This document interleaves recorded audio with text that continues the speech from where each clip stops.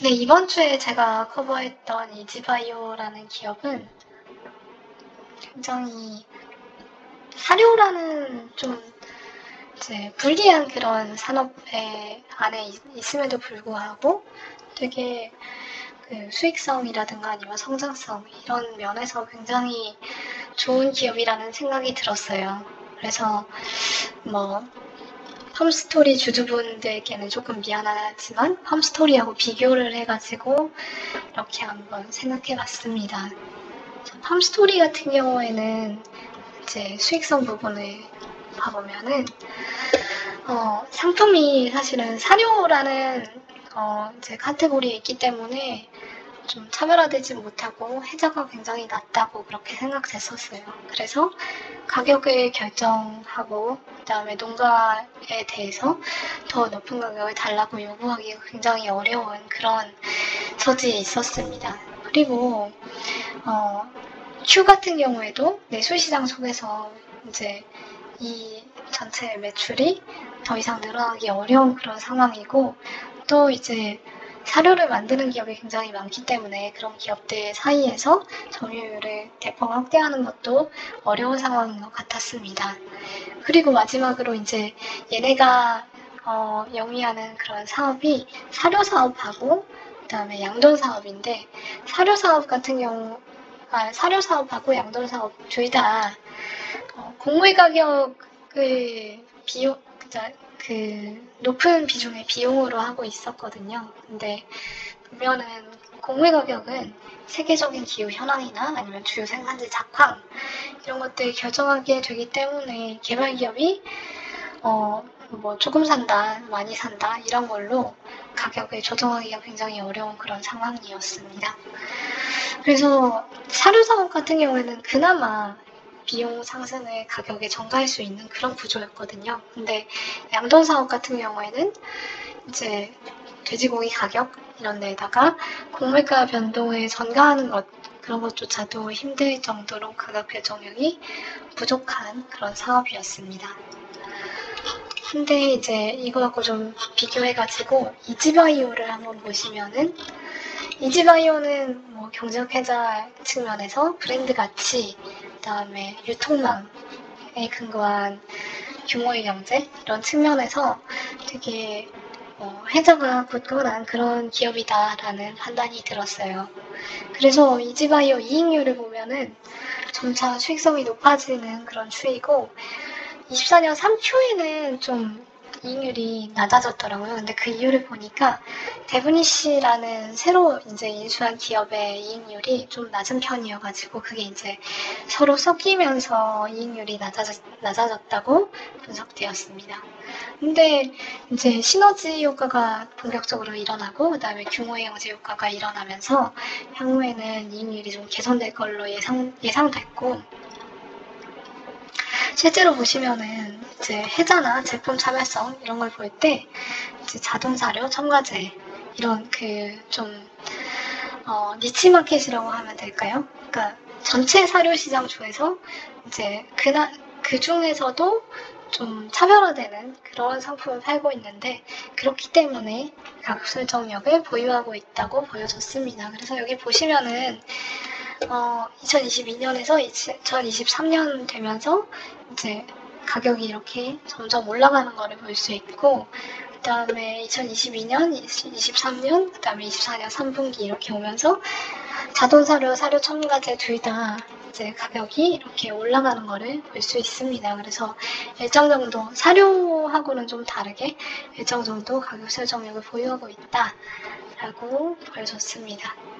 그리고 시장의 성장성을 감안하면은 판매량은 증가할 수밖에 없고 이 P와 Q가 증가하고 있다라는 걸 볼 수 있는 지표가 결국에는 이렇게 매출액이에요. 그래서 21년 2분기부터 이제 보시면은 이제 여기부터 데이터가 있으니까 여기부터 성장률을 측정할 수가 있었는데 보시면은 이 그 21년 3분기 이때 한번 역성장한 거 빼고는 계속해서 성장했고 성장률도 보시면은 전반적으로 다 두 자릿수잖아요. 그래서 되게 높은 성장률을 보여주고 있다라고 보여집니다.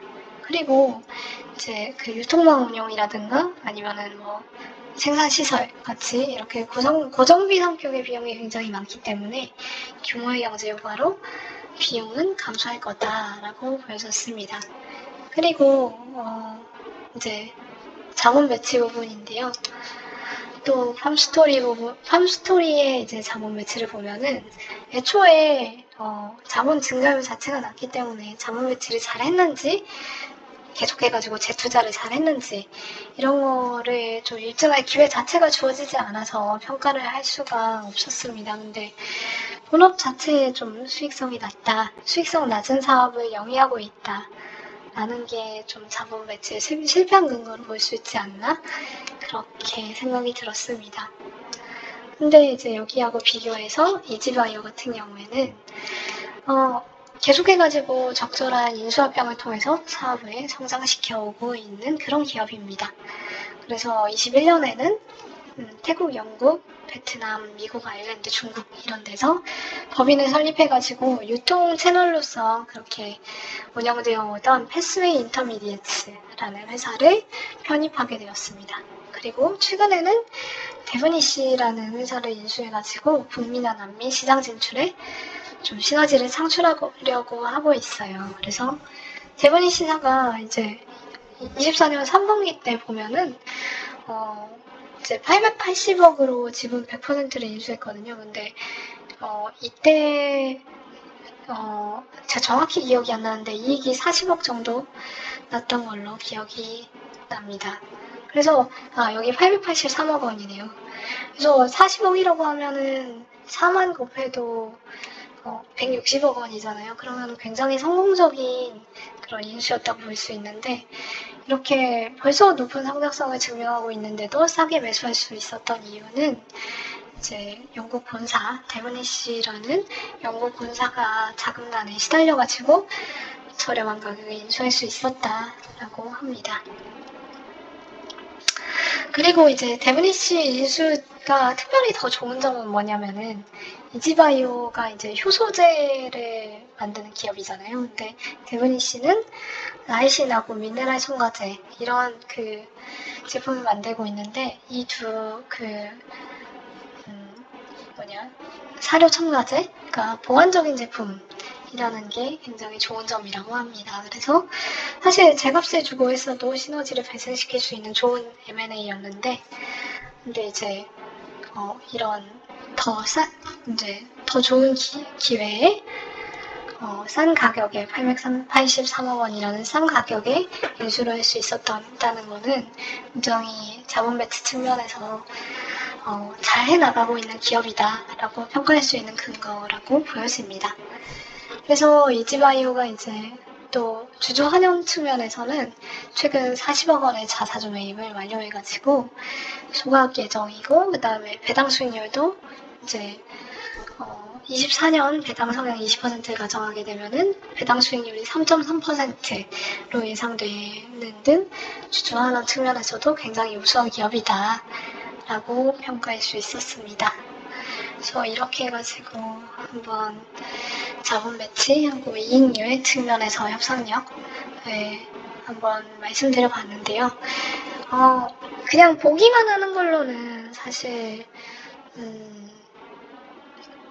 그러니까 실제 해보고 그 다음에 다른 사람한테 알려주고 이런 과정이 정말 더 뎁스 있는 그런 학습을 가능하게 해준다고 하잖아요. 그래서 되도록이면은 스터디에 참여를 하셔가지고 여러 가지 측면에서 한번 분석도 해보시고, 그러니까 6가지를 다 분석해보라고 말씀드린 건 아니고 그 중에서 하나하나씩 좀 나눠가지고 분석을 하다 보면은 그걸 이제 또 결국에는 합쳐가지고 하나의 투자 아이디어로 만들 수 있는 그런 기회가 생길 거고, 이거를 이제 혼자서 다 한다라고 생각하시기보다는 이제 6가지 중에 하나씩을 퍼즐을 맞추듯이 하나씩 이제 하시다 보면은 결국에는 하나의 완결된 그리고 굉장히 좋은 투자 아이디어를 이제 분업을 통해 가지고 만들어갈 수 있지 않을까 그런 생각입니다. 그래서 그런 비전을 보여드리고 싶었어요.